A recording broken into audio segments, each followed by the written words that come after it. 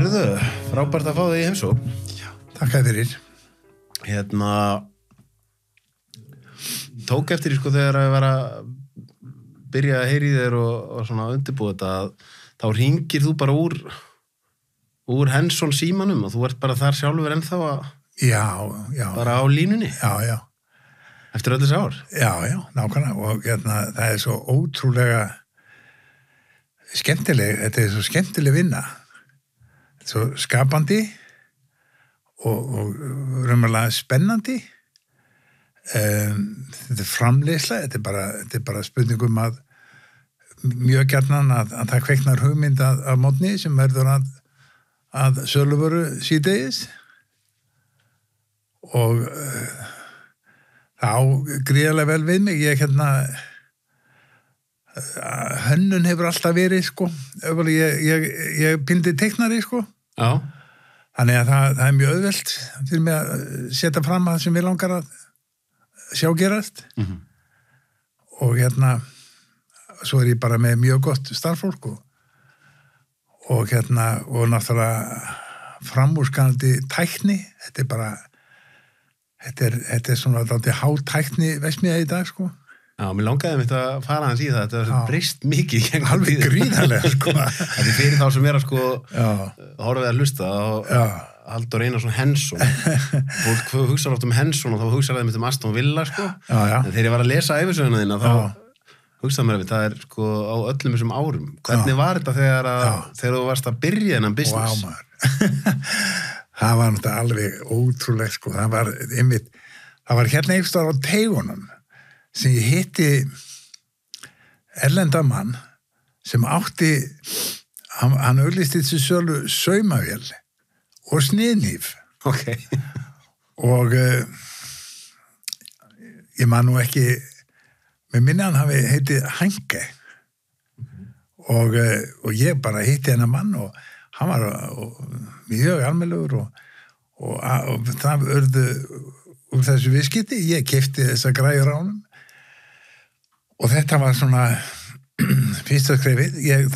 Það var strax í mér, áhugi á því að framleiða vöru frekar en að vera innflytjandi og heilsaleg.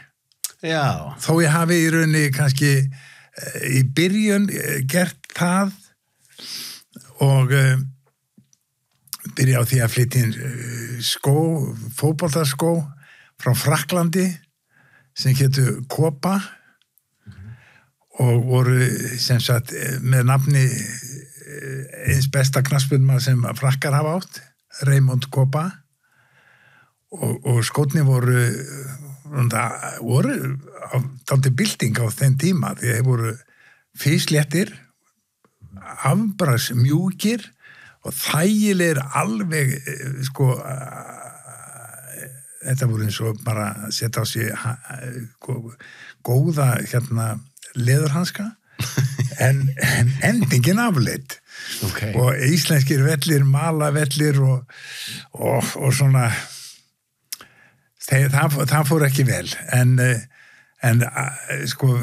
þetta gerðist bara einfallega þannig að ég fór bara til hinna félagana mitt félag Valur og sjálfsagt allir þar sem voru með mér í meistaraflokki þá að hafa keypt og síðan mætti maður bara hjá félagunum og menn borguðu inn á það var borgað inn á eitthvað staðfestugjald og svo fleiri vikum seinna komu skotnir og þetta var allt háð þessum ótrúlegur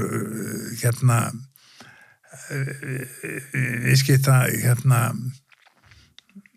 háttum þess tíma að það var bara ákveðin álagning sem að lifð var og þannig að það mátti ekkert út að breiða til þess að hvorum einn viðskiptin fjallu En þannig að Henson byrja bara með einni saumavél og... Já, þetta byrjar þannig. Maður byrjar nánast að fikta við þetta bara heima og eldhúsborði mömmu, Þú veist, að sníða eitthvað og reyna að láta þetta líti út eins og fyrirmyndinar, ég menna, það var þetta, maður átti svo sem einhverja dreifir sem maður gætt held eftir. Akkur að fara út í þetta, því að ég sko, ef við förum ennþá lengra aftur, þá sko lýsir því í bókinni þinn að þú hafir í raun og verið alltaf verið svona með viðskipti alveg frá því úr að selja ánamaðka akkurat. En akkur að fara út í þennan business? Mér fannst þess að segja, sko, það var það bara hrein vöndun. Hérna var alveg hörmungar, sko, þjónusta í sambandi við íþróttafatnað. Það var ágætis kona sem að, hún dotti nafni, og hún stofnaði fyrirtæki sem hét Sportver og algjör fyrirmynda kona og hardurleg og allt það, og hún þróaði seinna út í að vera í ullapeysum og slíku, sko. En þegar ég fer í þetta, þá er strax mjög mikill grundvöldur fyrir þessu. Já. Þannig að ég fæ býsna jákvæð viðbröð, sko. Þó að það hefur nú verið, sko, ég er ekki að segja alvan hafi nú alltaf verið efst á baugi, sko, því að það var nú svona eitthvað verið að fíblast líka, sko. Og einhvern tímann vorum við hópuð stráka út í Hensson í Lækjargötu 6B. Þar byrjaði formleg viðskipti, sko. Og þá var Úlfar Þórðarsson auglæknir, hann var þarna með skrifstofu, Birgir Íslaugur Gunnarsson sem seinna var borgarstjóri, hann var þarna líka, og svo var náttúrulega glerunarverslun neðst. Og einhvern tíma vorum við að fara út í Glaumbæ sem var náttúrulega staðurinn og þess tíma og þá er bara bindiskylda, sko, og þá er ekkert annað en að fara tilbaka og ég bara bjóð til, sko, 12-14 eða hvað voru mörg, sko, órans bindi, átti mest á órans efni og þá bara klifti ég bara í staðrindum bara órans bindi og þannig mættum við í Glaumbæ, sko, bara hálftíma seinna, sko, því að það var mjög stutt að fara og þessi tími, sko, þannig í byrjun þá er þetta svona þá er þetta það fæði strax viðbragð, fæði strax í ákvæða móttökur og verður strax spennandi en það er svona að kom alveg fyrir að maður svona var ekkert alveg, það var ekkert upp á líf og döða, sko. En það er sérstaklega eitt atvik sem var til þess að svona hleypa virkilega miklu pústi í þetta. Það er þetta margt sem gerist þarna á þessum árum, sko, þetta er 69 sem ég stofnaði Hensson, sko, formlega og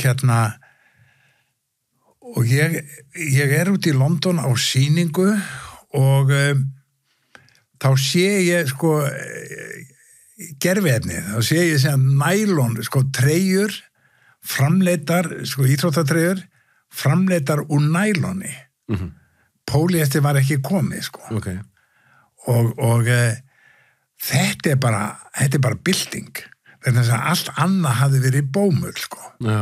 Og bómull, svona, hún þarf að vera svo vönduð, sko, til þess að bómull sé spennandi til notkunar í fatnað. Þá þarf hún að vera, sko, þetta þarf að vera kendbómull og virkilega vel unnin til þess að vera spennandi í ráenni. En hvernig er, sko, bara þetta starta business? Já. Og eins og þú byrjar að segja náðan að þetta sé svo skemmtileg vinna. Já.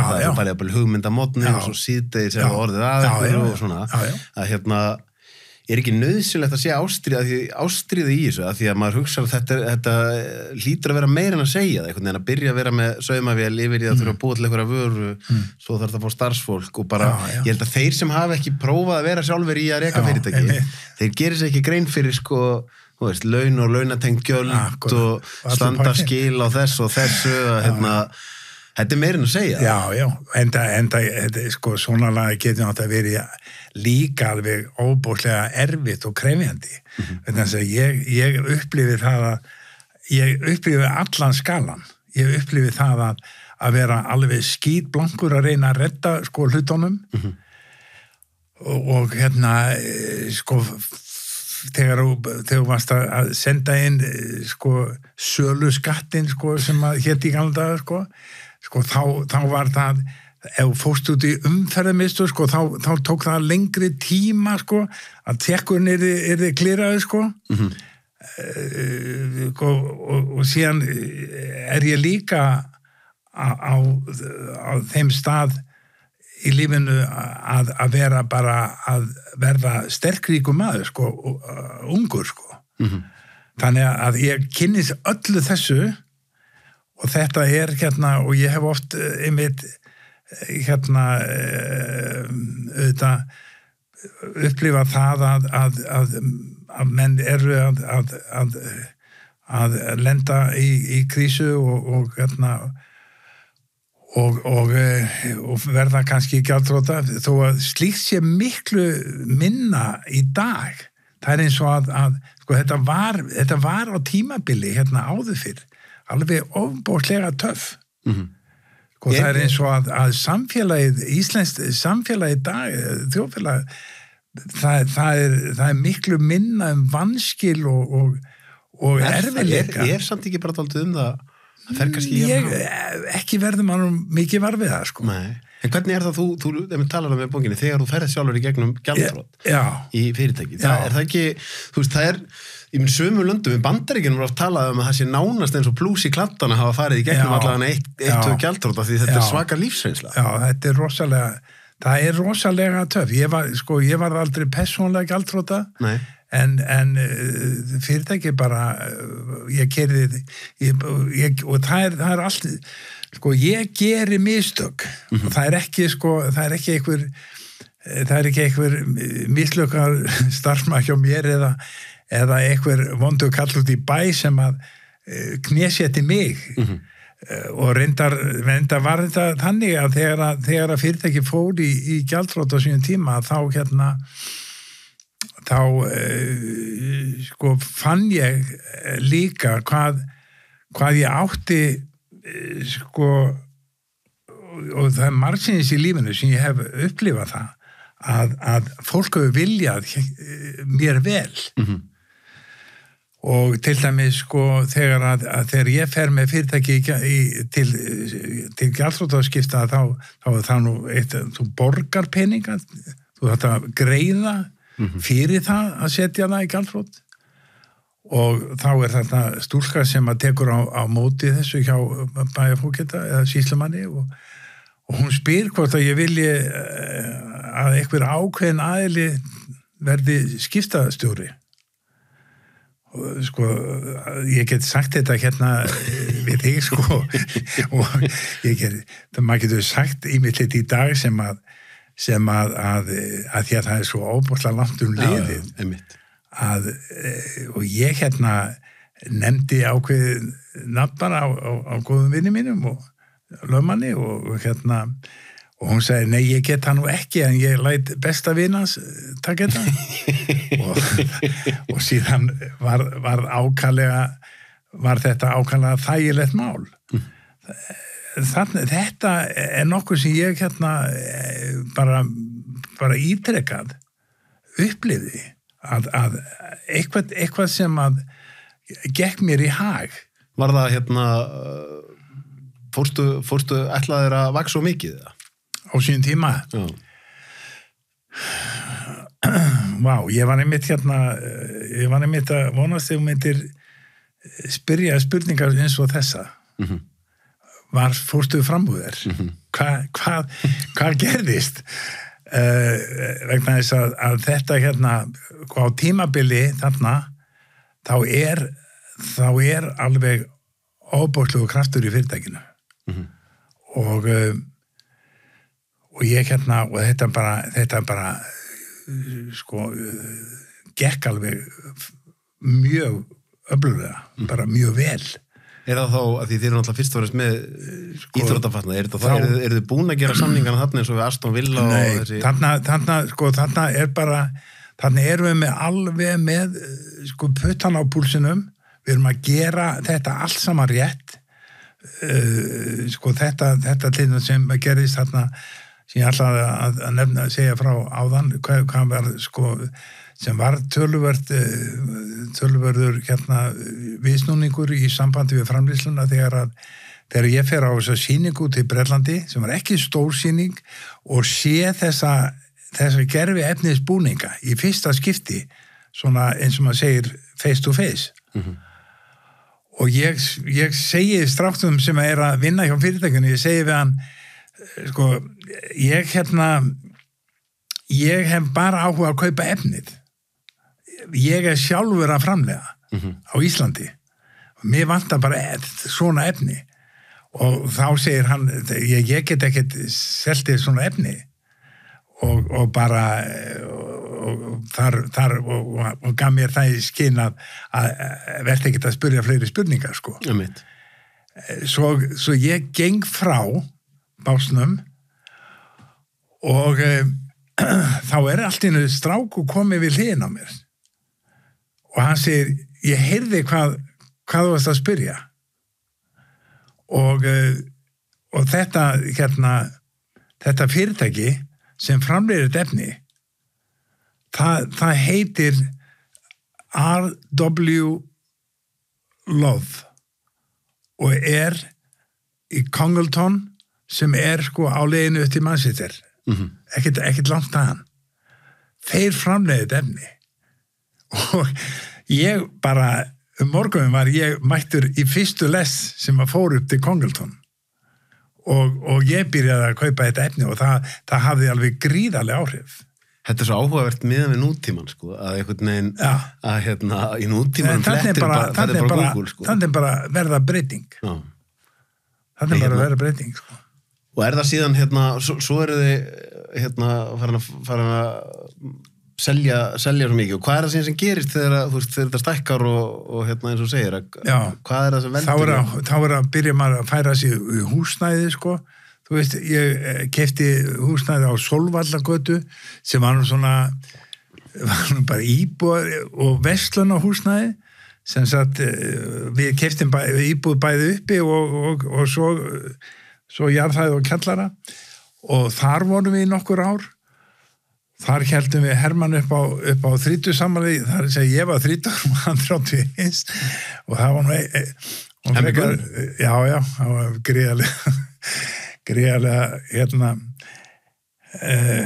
mikil hressleika amali síðan var þetta og lítið og þá kaupi ég upp í Skipholti og þá var ég komin með minni 700 fermetra eða eitthvað, það var tölvöld mikið, sko. Og svo sett ég verksmiðju á Selfossi sem var ansi sniðugt, það var hérna afbragðs fólk sem að hélt utan það, konur sem að hérna